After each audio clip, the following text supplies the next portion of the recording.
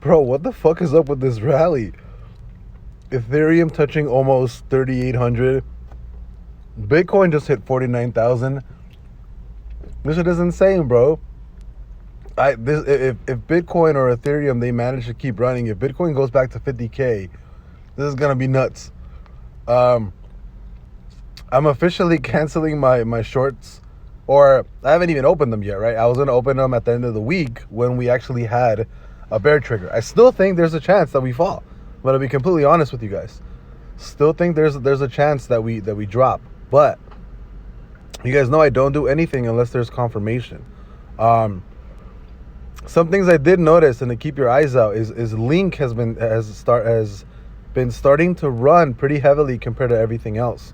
Um, I don't really look at stuff like 1inch or other really like cryptos and stuff, but for the most part, Chainlink has been trailing Ethereum this whole time. Keep that in mind. But yeah, I don't know what's going on. Ethereum hit peak highs of almost 3,800, and Bitcoin basically crossed 49,000 out of nowhere. If Bitcoin actually manages to break resistance and possibly go back to 50K, after that point, I have no idea what's going to happen. The crypto market recently has been in a super weird spot where any little moment can trigger a sell-off. But it's been bouncing off levels. You know, like I said, I'm not selling any of my positions. I usually just DCA on crypto.